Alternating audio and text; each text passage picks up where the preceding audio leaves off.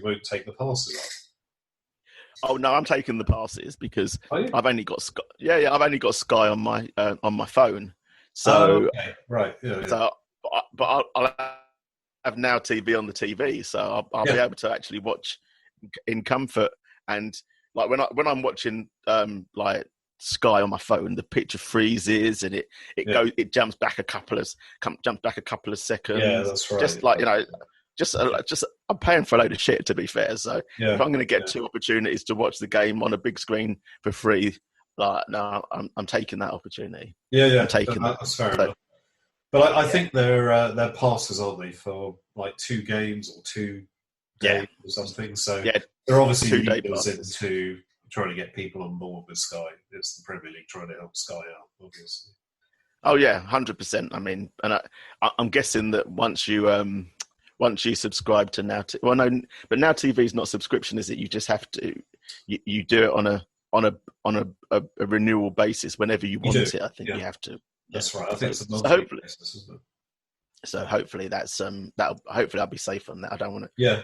Start realising. I think if you haven't already got Sky, I think it works out well. But if you have got Sky, it just is a kind of a meaningless gesture. Yeah. So, yeah. Okay, so getting back to we were talking about like how the football's going to change, and Chris Porus from Proud Lily White, she came in with a question, and I know you wanted me to go first on this, but no, as I'm leading, I'm going to give you the opportunity to answer first. So, like her question was, will playing football as we're about to mean that it loses its essence? Once it's just like before, it used to be about the game, but now it doesn't. That doesn't seem to be the case with the way it's being set up. So what would you say? Well, I think we've partly covered it already, but it's a really good question, and I think that it has lost a bit of its meaning because of the way that it's now being played. So, all professional clubs have had crowds throughout their history, and now for whatever the weather as well, if it was snowing or whether it was icy or whether it's a boiling hot day, you always had crowds. Whereas now, it must be the first time in peacetime that clubs have started not to have fans. And it's just not quite right, is it? Because fans are the lifeblood of a club. If you haven't got your fans, it's just a football team. It's not a football club, and it just isn't right. It simply isn't right. It's interesting, isn't it, that this whole drive to get us back to football has coincided with a lot of the easing of lockdown. So when it was announced, they're going to try and come back to football, and the measures that they were taking, and the testing that they were going to have access to, this socially distanced training, and then full contact training, but with social distance responsibility and all that sort of malarkey that was being, and people were still people were looking forward to the football, but were still going, but how does that work? That's, you can't socially distance and play football. You can't, they're saying if you come into contact with people within a certain period of for a prolonged period of time, then you need to socially distance, all that sort of stuff. Yeah. And then all of a sudden, and we were at the same time we're being told you can't go out, you can't meet more than one person. Yeah. And then all of a sudden, just in a whole flurry, a lot of the restrictions that we're under have been eased and have been lifted, and so that it all kind of flows at the same time. Shops have opened. We can meet more than we can meet in larger groups as long as it's outdoors and all that sort of bollocks. So it just feels like a very cleverly choreographed. It does seem a bit contrived, and it also so compared to Germany, who have an efficient contract tracing and testing scheme, I think they're down to about 1,000 infections. Is it a week or a month? I can't remember exactly what the stats are. But we can't even work out what our infection rate is. It's all guesswork for the R number. So politics aside, of course, that just basically means it's all guesswork. So they're kind of winging it in the sense that if our R number is just below 1 and their estimations are quite out, then opening up shops and everything and whatever they're doing at the moment could actually cause another wave. Then what happens with football? Does football just continue regardless of whatever happens, or does it have to react in the same way and just say, look, this is just ridiculous and we have to stop playing?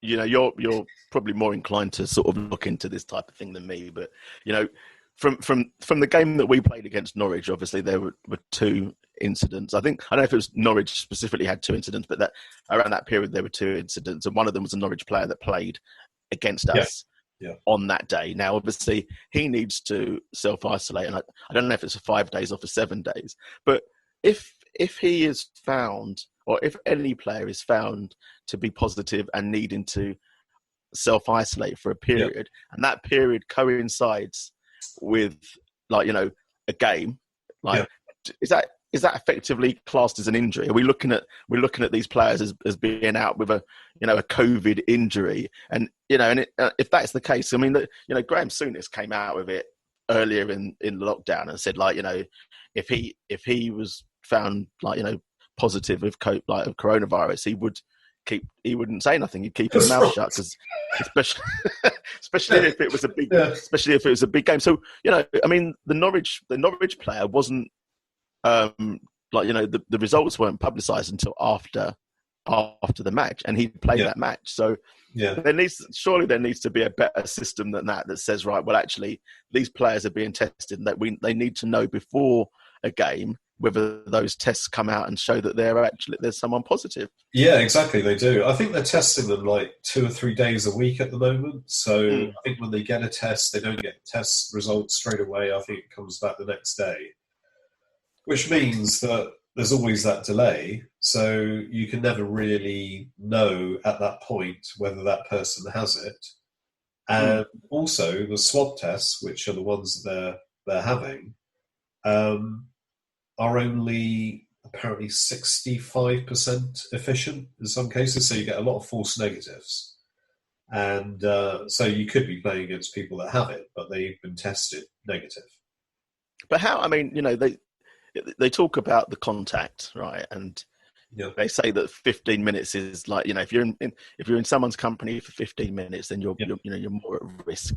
But how can the Spurs players not now be at risk of that? Of that player, because there's no way that one player, unless that player came on for the last minute or something and then went off, there's no way that if he was on the period for any more than for 20 minutes, 30 minutes, that there was no players that were not exposed to him for that period of time. Yeah, it's fascinating that that they're still planning to go ahead with this. When players could be dropping like flies.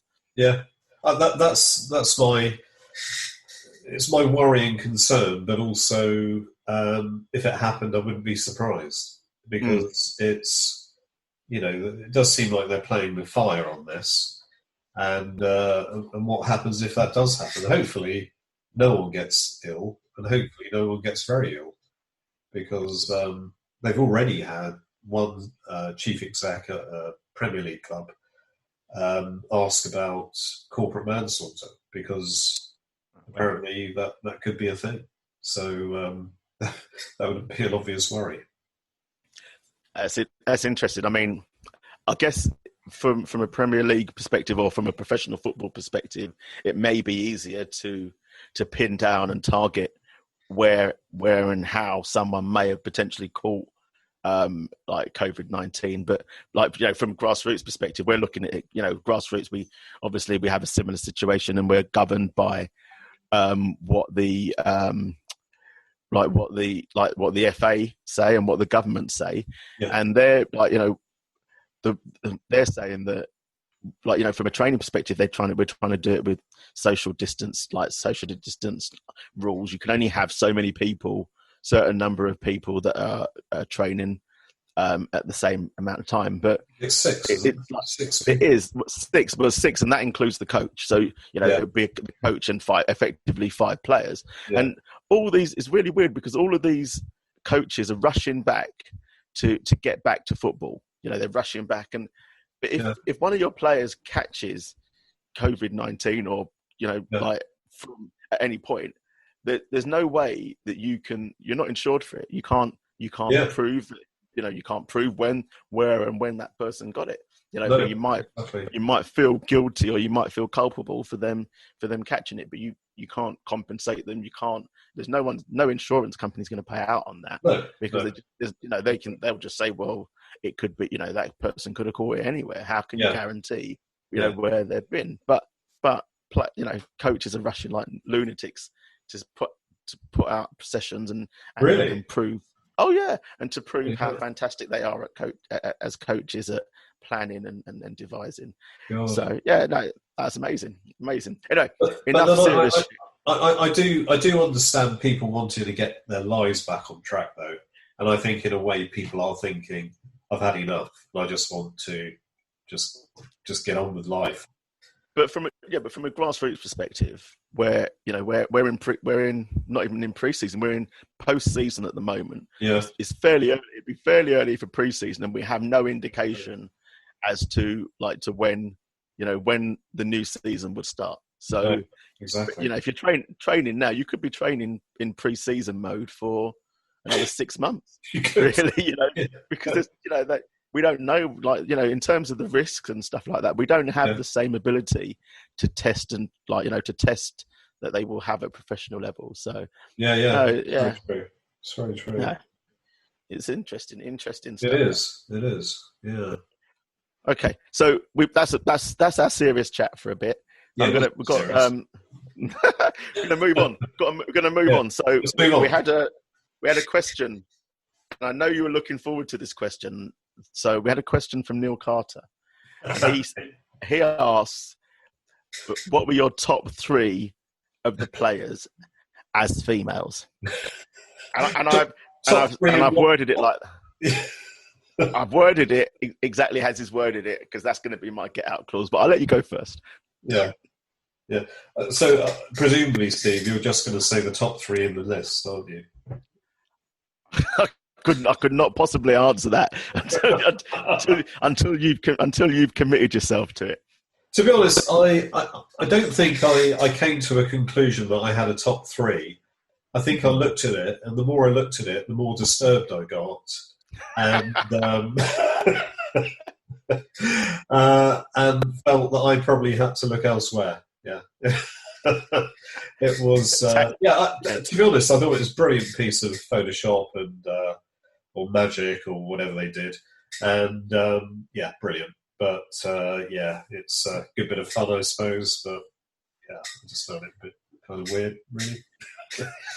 Yeah, I didn't cop out as easily as you did, Andy. I went for it, but I managed to interpret the question in an entirely different way. So I've named my top 3 females in female footballers, which I'm going to go for Steph Houghton, Lucy Bronze, and Ash Neville from Spurs.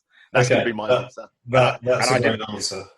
And I'm going to claim ignorance to having even looked at that list of players looking like women. Yeah, I was forced to look at it though. It was my eyes that did it. It wasn't me. Of course, under duress, evidently. Totally under duress. The brain was in on it as well, apparently. Yeah, okay. Okay, so next we've got a few questions, so we'll rattle through these questions. Yeah. So the next question was from Kev Green. It was pretty topical, and he came in today, and he said, will we have a socially distanced defence? Because they've been doing that for the past 8 months, and that's probably been long enough. He's got I personally a good think point, doesn't he? Yeah. he has got a good point. I think, like, you know, for once we were actually ahead of the